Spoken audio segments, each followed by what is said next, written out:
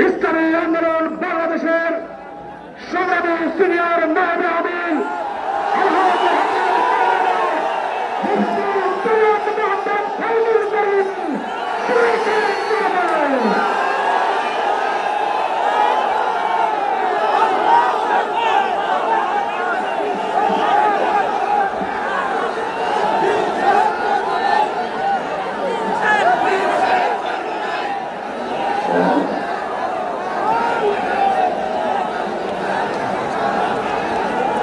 السلام عليكم ورحمة الله وبركاته.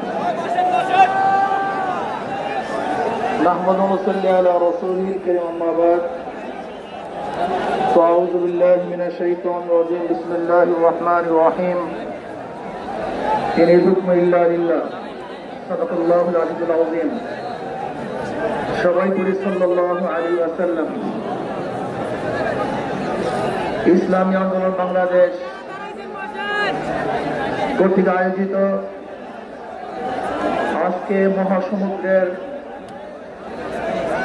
সম্মানিত সভাপতি আমাদের সেরেতাজ হযরত শাহ হুজুর চরমনাই দামাত বারকাতুহুল আলিয়া মঞ্চ উপবিষ্ট জাতির শ্রেষ্ঠ সন্তান শ্রদ্ধা ভাজন ওলামায়ে কেরাম, ইসলামী দলের নেতৃবৃন্দ, অন্যান্য দলের নেতৃবৃন্দ, সামনে উপবিষ্ট ইসলাম প্রিয় দেশ প্রিয় ভাইয়ের আমার, আজকে সম্মেলন কেন?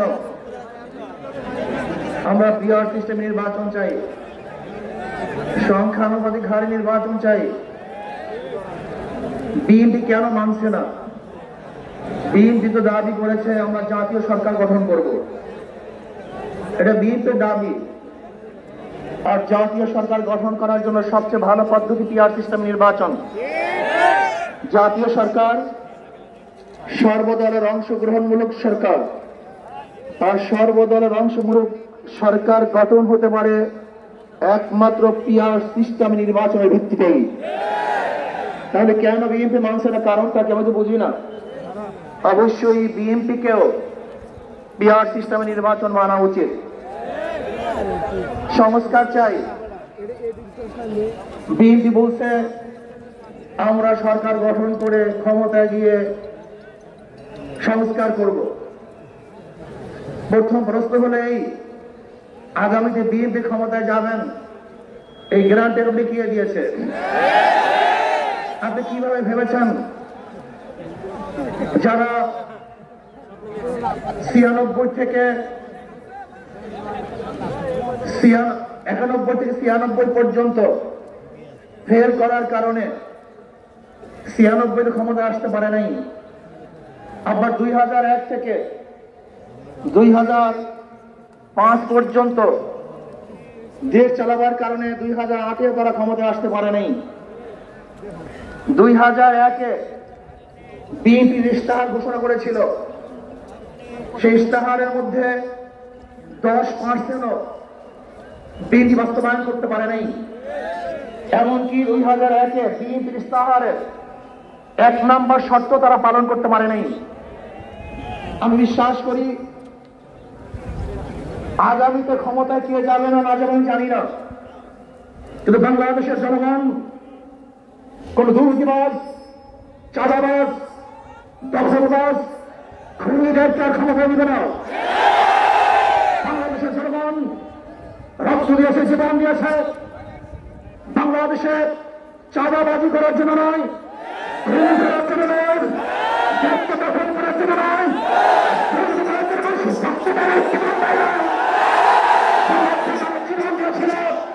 মানুষ মুক্তি পাবে, শান্তি পাবে। আমার গরিব দুঃখী গরিব মানুষ ক্ষুধার্ত থাকবে না, বাংলাদেশের একজন মানুষের খুন আকাশ থাকবে না, বাংলাদেশের একজন গরিব বস্ত্রহীন থাকবে না। আমার বাংলাদেশের কোন মানুষ খুন হবে না, খুন হবে না। বাংলাদেশের ব্যবসায়ী চাঁদাবাজিত হবে না। বাংলাদেশের প্রত্যেক নাগরিক অধিকার বাস্তবায়ন হবে। তারা শান্তিতে বসবাস করতে পারবে, নির্বিঘ্নে ঘুমাতে পারবে। আমার বাংলাদেশ জাতীয় রাস্তা চলাচল করতে পারবে।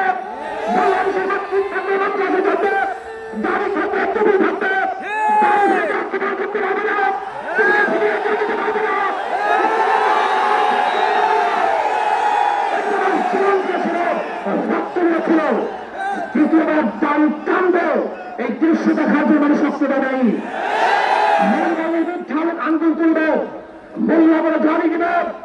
আজকে টুপি তাদের ক্ষমতায় চেপে দেবে না, এই স্লোগান শোনার জন্য শক্তি দেয় নাই। এই দৃশ্য দেখার জন্য বুকের তাজা রক্ত জমিনে ফেলে দেওয়ার শাহাদাত বরণ করে নাই, বরং বাংলাদেশের মানুষ শাহাদাত বরণ করেছিল এই জাতিকে মুক্তি দেওয়ার জন্য, কোরআন ও সুন্নাহর আইন বাস্তবায়ন করার জন্য। বাংলাদেশের মানুষ ওই ভারতের গোলামি করার জন্য রক্ত দেয় নেই। বাংলাদেশের মানুষ ভারত আমাদের দেশে কর্তৃত্ব নেতৃত্ব করবে, আমেরিকা আমাদের দেশে কর্তৃত্ব নেতৃত্ব করবে, এর জন্য বাংলাদেশের মানুষ জীবন দেওয়ার রক্ত দেয় নাই। বাংলাদেশের মানুষ স্বাধীন, তারা নিজেরা আইন প্রণয়ন করবে, নিজেরা সংসদ পরিচালিত করবে, তারা নিজেদের পায়ে দাঁড়াবে। বাংলাদেশের মানুষ জীবন দিতে পারে, কিন্তু কাল গোলামি করতে পারে না। তারা ভাইয়েরা আমার, আমি বিশ্বাস করি আজকে মঞ্চে যারা আছেন, যদি আমরা মুনাফিকি না করি, মঞ্চে যারা আছে যদি মুনাফিকি না করি, মুখের এবং কাজের সাথে একসাথে থাকেন, মুখের সাথে কাজের যদি দূরে থাকেন, আমি এই লক্ষ জনতার সামনে কসম করে বলতে পারি, আমি আমাকে ক্ষমতা দেব ইসলাম, ক্ষমতা দেব ইসলাম।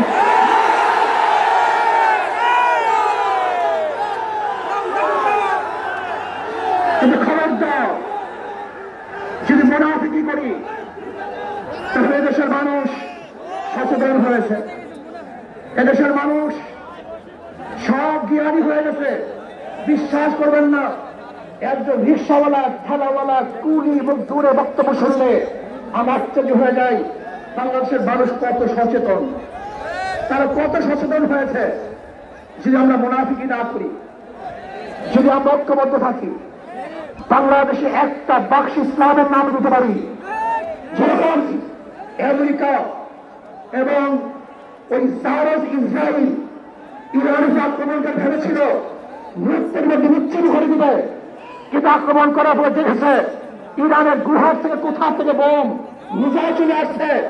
আমেরিকা এবং ইসরায়েল যেরকম অনুভব করতে পারে নাই, বাংলাদেশের বুকে যদি একটা বাক্স দেওয়া হয়, বাংলাদেশের ঘরের থেকে এমন বিচারের বের হবে, এমন হবে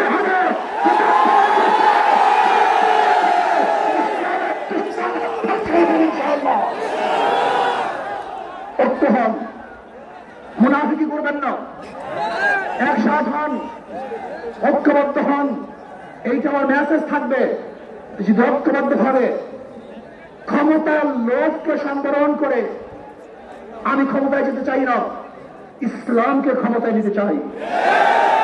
আমি ক্ষমতায় যাইতে চাই না, কোরআন ও সুন্নাহকে ক্ষমতায় নিতে চাই। যিনি আদর্শ লালন করেন, এই নীতি আদর্শ যদি গ্রহণ করেন, ইনশাআল্লাহ নাসরুম মিনাল্লাহি ফাতহুন করিম, অবশ্যই সাবিরিন সেই দিন আসতেছে। আমি দেখতেছি, মহান আমার চোখের সামনে আমি দেখতেছি, ওই সংসদের মধ্যে কলেমার কথা হবে, কোরআন ও সুন্নাহর কথা হবে, লা ইলাহা ইল্লাল্লাহ উচ্চারিত হবে। বাংলাদেশের মানুষ শান্তিতে বসবাস করতে পারবে, জুলুম থাকবে না, অত্যাচার থাকবে না, অবিচার থাকবে না। প্রত্যেকটা মানুষের প্রাপ্তি তাদের ঘরে ঘরে পৌঁছানো হবে। আজকে আমার মা বোনেরা মনে করছে ইসলাম ক্ষমতা আসলে আমাদের অবস্থাটা কি হবে। ইসলাম ক্ষমতা আসলে প্রত্যেকটা মা বোনের ন্যায্য অধিকারকে প্রতিষ্ঠিত করা হবে। ইসলাম ক্ষমতা আসলে আগামী 5-10 বছরের মধ্যে সমস্ত গরিবরা দরিদ্র শিবের উপরে চলে যাবে। ইসলাম ক্ষমতা আসলে 28 লক্ষ কোটি টাকা বিদেশে পাচার হবে না, দুর্নীতি থাকবে না, জুলুম থাকবে না, অত্যাচার থাকবে না, নির্বিচার কোন মানুষ আর খুন হবে না, খুন হবে না। ইসলাম ক্ষমতা আসলে শ্রমিকদেরকে তাদের অধিকার আদায়ের জন্য রাস্তায় নামার কোন প্রয়োজন হবে না। ইসলাম ক্ষমতা আসলে কৃষক, শ্রমিক, মজদুররা তাদের অধিকারকে প্রতিষ্ঠিত করার জন্য ইসলামী সরকার তাদেরকে নিয়ে গভীর গঠন করে তাদের প্রাপ্তি তাদের কাছে পৌঁছে দেবে। আসুন, ইসলাম হুকুমাত কায়েম করার জন্য আমরা চেষ্টা করব। আজকে আমাদের এই জনসভায় যশোর থেকে আমার কিছু ভাই আসার সময় তারা এক্সিডেন্ট হয়ে শাহাদাত বরণ করেছে। আল্লাহ তাদেরকে জান্নাতুল ফেরদাউস দান করেন। আমার অনেক ভাইয়েরা আহত অবস্থায় আছে, আল্লাহ তাদেরকে সুস্থ করে দেন। আসুন, আজকে জনসমুদ্রে আমরা আসছি, আমাদের টাকা নাই, পয়সা নাই, নিজের পয়সা দিয়ে এসছি। নিজের খানা খেয়েছি। এই জাতিকে, এই দলকে, এই কাফেলাকে গোটা দুনিয়ার কোন প্রশক্তি পরাজয় করতে পারবে না, থামিয়ে রাখতে পারবে না। অবশ্যই ইনশাআল্লাহ আমরা বিজয় হব। আল্লাহ আমাকে এবং সবাইকে ইসলাম হুকুমাত কায়েম করার তৌফিক দান করেন। আমা আলাইনা ইল্লাল বালাগ। আসসালামু আলাইকুম ওয়া রাহমাতুল্লাহ।